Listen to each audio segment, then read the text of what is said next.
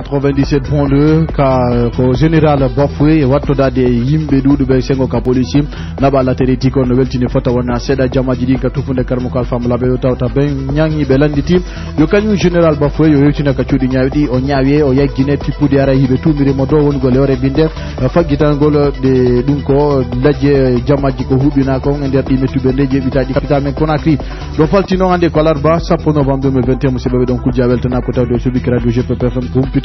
ko buri million temede jego mbudi lagine temede nay dollar woni ko tota dum non haray ko nder do parking dum ko wadi ko yo jemma teneno de talata sengo haray ko na Kenya ka capital men Conakry buran kadi wattete soke jamo sengo chopito haray ko chauffeur be golna be pamo yabe chappan jeddo ediro woni ko nya joge joga sengo ko yete non semera haray pamo nini non diande fota ona seda ka jananiri sengo polon to haray ko guluji dum ko refugee be mana dogo be areje ko randi tata woni ko sakka hada natugo kande ledi to fami ko node de ni firta finsi donc bawto dum do kumpita GPPFM ko de nendi jente on salmintinama musibe de 97.2 sigu jondo me wonno be amen gelane makabagge aju jeray on salminama on tolnama musibe de 97.2 tupude ko wiaray des plaques je dum yo wayle mana yo changer dum ko des plaques je kesse watane woni moto je auto je ko nandi tata no ani ni photo na sedda dugina be taxi moto ka tufunde karmo ko alfa mala bedo e jogani be moto ji ore mun ko wadi sitawi en anni tinawndema sitawi yari des plaques je ko guluji temede jetati mud legiona ye denini goddo ye yanko yata guluji do mana godde no batti ay million goto mbudi lagine e wi kumpitangal aranu non e anditine wonde mari ko guluji temedere noga joyden plaque je wona yede nini godde yewti guluji temede jetati godde ay buri don e wi kumpital hewtungal mengal murandu no anini fota taxi moto en ko nandi tata ko di sita wiere be tori lamu gon yurnitagol den tobbere don ceno Serif Soari kamen taymo kabe garata don o doginowo taxi moto kaw jabali webutugol inde makko o ngununo fedi ko fewti cioguli hebugol de plaque je kesse de be addani be bayti wi makko hari law ko guluji temedere noga e joy mbudi lagine be tata fi hebugol dem plaque je kono ka sayon fewndi do ko guluji temedde jetati be nayo be yittu ko fewti hendangol dem plaque je o holli ko dum de be holli men do arayma telema plaque je den ko dum be wi plaque e carte grise ko 800,000 non fo no sat joni ande sa calculer 800,000 o na sama kala 225,000 à 800,000 ko ben toro to be ko be do itamen Amadou Korkaso o dogino moto taxi do kadi nde bore do himmo bugitorinde no gerto bugitorta lanna baytewi makko be do ganyal langal fu hara fusbe hebali en tawta dum non sabuna nini no sayo no sat be duita men do wano 200,000 300,000 sabuna nini men ala hebude men do ganyal langa pe syndicat taxi moto men halni be kono tigiti yombe ni men hedoto e sengo makko Abdoulaye Bobo Diallo nguno don feli ko ciogom beidi ko fewti hebugol de plaque je kesse de be addani be e wi makko non plaque jeden hide laba ngara yafere o plaque ko be yido sanzete kon one yede kon katepe ni ti don kadak non sattani jama on min ko tori mi be na ko duri ko be duitan jama on seda duitu prix on berma yimbe fo wakkilo sanza plaque jeren kan no laba de woni confortable e mani netun ko fewti hebugol de plaque d'immatriculation je katawata hari guluji temere noga joy be tata kasa yon fewndi do doginobe moto taxi on ko be tata ko guluji temede jetati fi hebugol dem plaque je ko fewti jogani be hore mum moto kon ko guluji temede jeddi e cappande joyi mbudi lagine woni ko be tata kono be tindidabe do fo be wonana denge bore ko fewti hebugol dem plaque je beda bo belamo fendo lamo alfa ko ne jokkiti wibitugol welo mun tippude re ko ngul lamo ciula e juude makko ko nyande 2 septembre yewtodo do nder ko dendude reporter jomen addido be sonna be ka UFDG o kuljuno weltori foto wana seda do on coup d'état wadado don kandera lidi lagene do nyande 2 septembre yewtodo do ngedo to hajja Maimouna Badiallo nyande 2 septembre hari malheureusement men alado donc andi baybe acciti monsieur Baye be jonnuno be permission yobe yawbe nyawndo yo donc andi monsieur Ba nawno ka kasato donc hari mede yeyda bugol lik men 5 septembre on tawali men do fu ko welo ngon me humpiti donc hari men alado Allah mandi aranu dum en ko wawde wiide Allah walli Allah jaabini torareji maw men be torareji men din e sadakaji men din donc en weltaniki Allah parce que o andini en e ngal ɗo kadi wondema ko kanko pet woni lanɗo, ko kanko kadi waɗata ko faala kon sa yo faalaɗo, ko kanko kadi sa torike mo okkoray ma. Donc ko welo welo hiɗen tori Allah e arɓe ɗo sendi en e o aadenjo sonjunoɗo lagine fop sendi en e makko, ɗen tori Allah taɓe selu lawol ngol ɓe huni en ngol, parce que ɓe ari ɓe inni ko yaltingol en e nder tampere nde wonnoɗen nden e mum, yaltingol en e nder angal sariya mo wonnoɗen ɗon e mum joni tamo kala gonga mum walla en kadi élection ji laaɓuɗi pos waɗa hara mo kala hette geɓal mum ngal. Donc hande innaɗo ko Guinéen wo no welti, parce que mo kala ko ɗum ɗon faalana leydi men ndi hande. Donc si kamɓe ɓe ari ɓe huni koyen ɗum ɗon hande ko wawɗen ko toragol Allah, Allah yo ɓe hunnu aadi, ɓe unni aadi haray torare nden solliti, haray Allah walli en, parce que hiɗen andi ɗi duuɓi sappo feƴƴuɗi ɗo ko tooñe e jamfa e mbawdi wuruɗe tampireji ɗin fopp en tampi. Bato l'arme den ka douaniere ko sengo ka police woni ko muradin fitta to ngalabi poste e ngandi tina on dema ko yata temede njo e capande tato en jeddo dum ko fonctionnaire be ka police to woni ko naba latereti duno wobbe ray ko tipude ko dubi de yewti ko en kadi wobbe ra ko tawde be nebi ton fota wona seda e der do décret jangado de talatare jene novembre 2021 dum wono e der ben contrôle général Fabou Camara tawta ko kanko no directeur central police judiciaire on don itama kapilasi makko on abirama nokku gota to dum fensita kataw no takkido ngasumana Camara on no dire bofu kanko no directeur général police nationale on don arei o nabama latereti ko sare labe do non jamaji buye mabbe no weltori on haji do en kadi ay wobbe no landiti yo yitune ka sengo ka ciudi nyawdi fi yo den do de tipude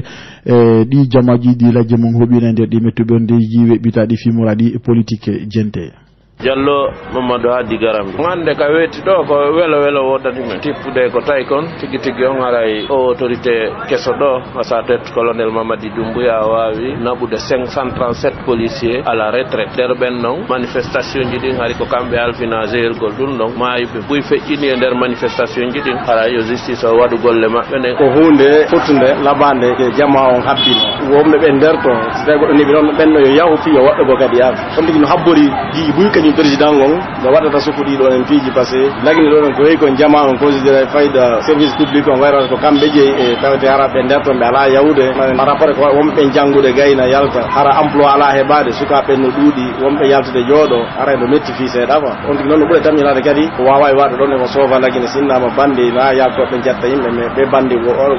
ko bula hara ko no butam binde jama Mamadou Alimu Diallo men do wala men welole molana ko tawata be do ko yimbe tampinnobe jama moƴƴa mo woni ko ittaɗo nini ko yimɓe tañƴininoɓe saɗo hewta si ɓeɗo ko yimɓe tañƴininoɓe iwata e lendi yimɓe lornoɓe moƴƴa lendi duuɓi ɗin towi kuuɗe ɗen kelɗali baali jikku moƴƴo haray sifa ɓen noon ko yata retraite kon no weltini ɓiɓɓe lendi ko Modi Boubacar Ba ɗo haray tigi tigi on kon habborano no mo wawi ko yo accu haray tigi tigi on tino welti gongo ɓen ta kon golle bonde ko awdi jommum harantino weltani konen Doumbouya seeɗa ala e mum faala kadi wowɓe nawa ɓen ɗo woyɓen fo haray koɓe tuɓe ɗon haray ko noon men faajira min ko jaawi minnete donc ko haani ɗo gandi police ɓe buyno toon ɓe nayi surtout ba bafuye ɗo gandi mo toñira piiji buyno portanomo pelelde sewde Alpha Condé ɗo waɗi ɗumen piiji kanuɗi ala jaɓɓude répondade o nodde toon o notta kumpita GPP FM koɗe nendi jente yer ko rabbi di ardiɗo transition ɗum ko colonel Mamadi Doumbouya o weltono fotona seeɗa ko tawde nder ngal dental ga seddi on waɗi ɓe weltono ɗon ko tawde muraɗino sottude no weltiniri e nder o transition wona ɗo e mon ka nder leydi Guinée ɗo ardiɗo nini e leydi ndin e nder ɗum holluno ndema yimo fiɓi fondo do fi jokkitagol nden hulande makko ɗon ara goto wikkaka fenon sa ɗon degré Mamadi Doumbouya annintindo ndema haray ko envoyé spécial jomana neɗɗo toɗɗa fi ko heeƴi hakkude jamaji yinka leydi ɗon ka janenire ɗum ɗon ko hunde ko tawata nini wona ɗoni ko hatto jina e kadi ɗum ɗon hawjiraka taw e wi makko ko tawde yaray noon nini murat ɗin no fewndede noon ka leydi Guinée ga no huɓida e kadi no ɓutti transition on aray no yarde do no fokkitiri no haniri noon ella fu taw yaltitali en ɗum muradu ɗon ka jokkitagol kumpite men nden ko ardinoɗo transition e yendi leydi men woni ko holli himo tambiti colonel Mamadi Doumbouya ko tawdi yaray on ɗon bogitike eɓɓore sidia on ɗum ko ɓe toɗɗi kon Mohamed Ibnou Samba Sow woni gol envoyé spécial ka nder leydi Guinée ɗo fi ko ɓorini Boubacar Garki Diallo yettiɗo tippude faamuwan mino tawti nde ɓoore nde weɓiti ɗo kañum colonel Doumbouya tentiniste tawi ko fi Ibn Samba Suwawla on non mo tawata miɗo andi muradu moƴƴuru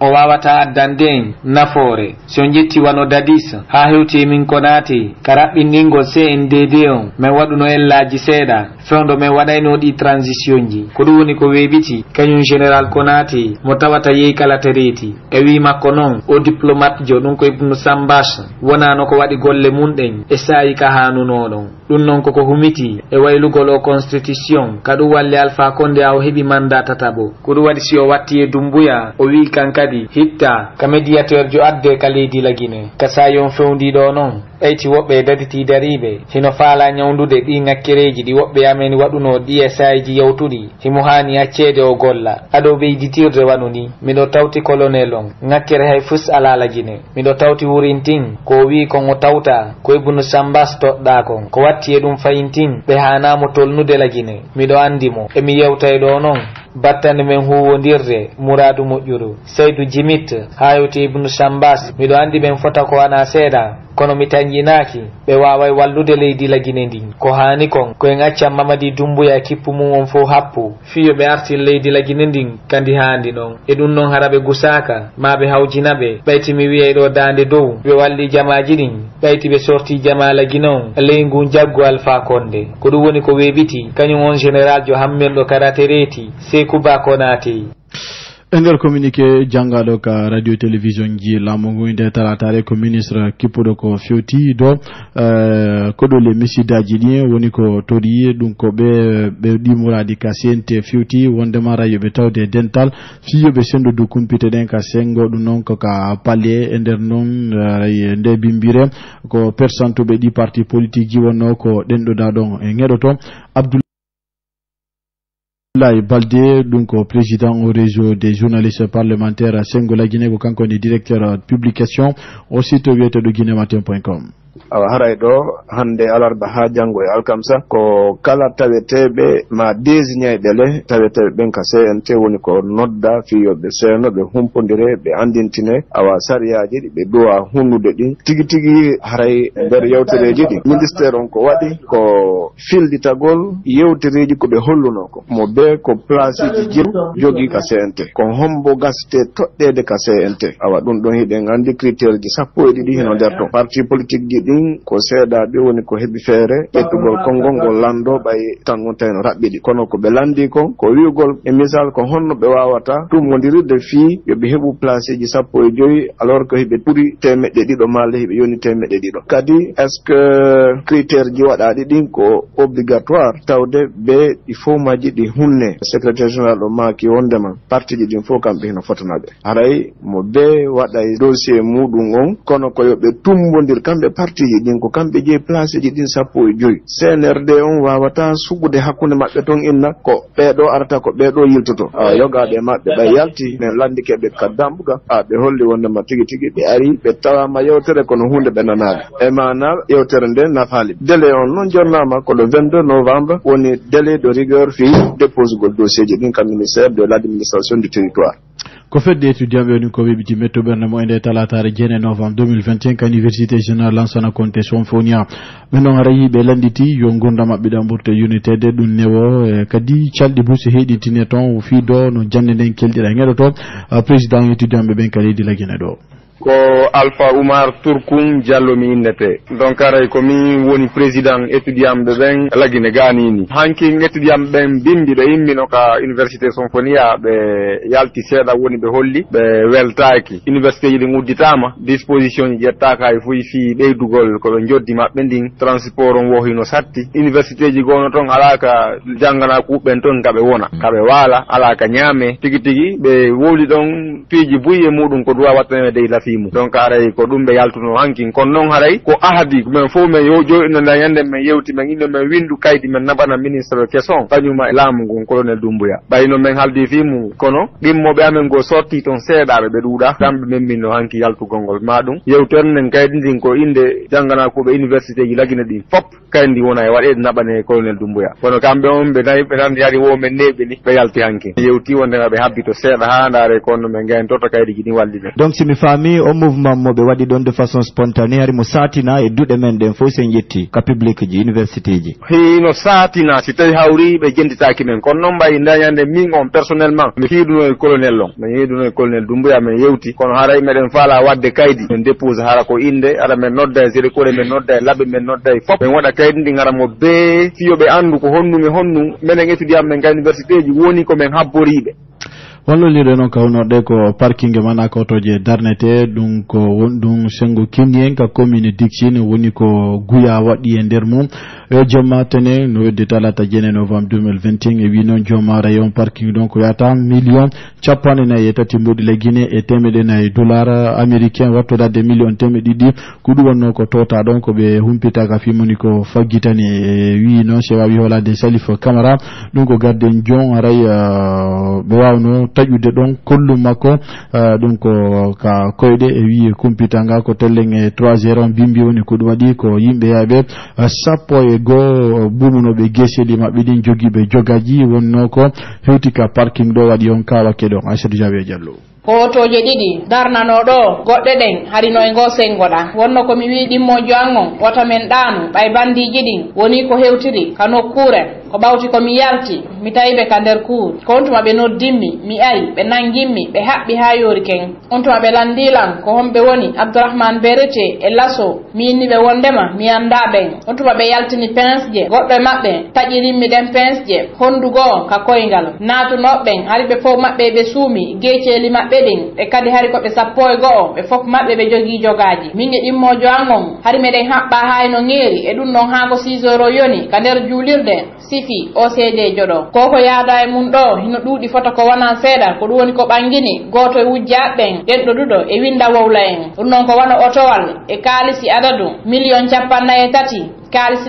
Guinée temen nayi kaalisi dollar e million temen ɗiɗi kaalisi Guinée ɗum ɗon fof wonno ko yaada e mum ari miɗo ka suudu ko on tuma ɓe noddimmi ɓe wiilam bandiji woni ko hewtiri kamen gollata ɗon mi ari mi tawi gardien ngangon hino barmina himo waali woɓɓe ɓen hino haɓɓa hiɓe ka nder bureau wonno ko ɓe ƴetti otoje darnanoɗe binde ka baafe on tuma ɓe yehi ka nder bureau ɓe ƴetti ko yahata million 53 kaalisi Guinée e mbuuɗi temen nayi dollar ɗum ko ka coffre foran ɓe yehi kadi ka magasin miñirawan on ɓe ƴetti ton ko yahata million 200 kaalisi Guinée otoje darnanoɗe ɗon ɗen wonno ko ɓe bonni goɗɗe ɗen police on e gendarmerie on woni ko hewtidi ga ɓe fokkintini tewtewje ɗen meɗen tori ardiɓɓen yoɓe wallumen no me yitirangal otowal naɓangal kañum may mbuuɗi ɗin tori goto e wujjaɓɓen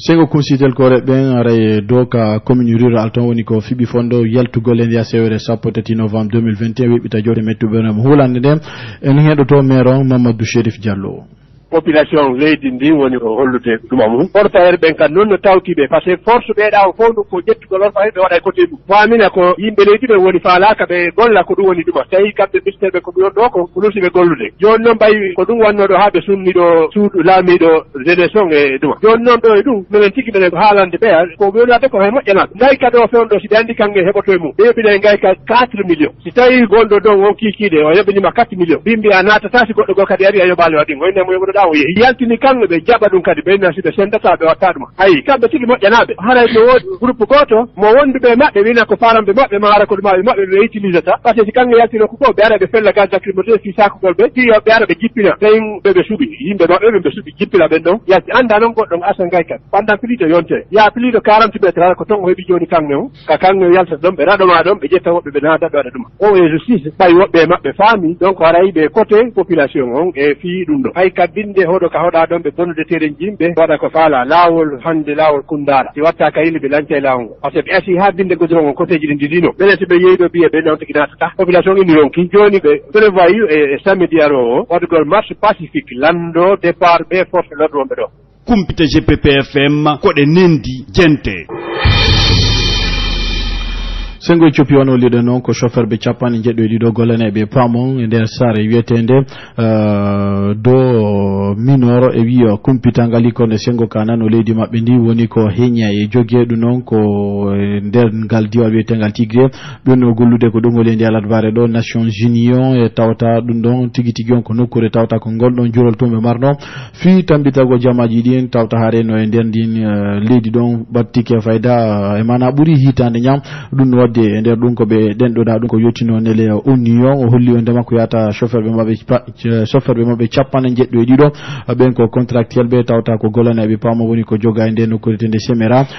raynon nini be den do dude gouvernement leydi Ethiopie ni fi faltagol tigi on ko doni hore binde ko be do nangana ka jananiri aray ko yata guluji dum ko réfugié be mana dogo be arege ko nani tota woni ko mottondiri ka kerol sengo Biélorussie ben non haray hibe mana no sakki be don tedda pade ukere tedda pade non ko danurabe sengo Pologne to e ngandi tineto wonde makasa yon fendi do ko yata guluji sappo dum ko soldat sibe polonobe ben non imina yara ko Varvosvi woni ko imini be den tuddere don fi hadugol din jamaji don natugol e den din leydi bolonda futa ko ndo me yobani non kaba masiji ko Amadou Balde en sa jaro jidin simoyo mo yi wassalam. GPP FM Fouta Dialon 97.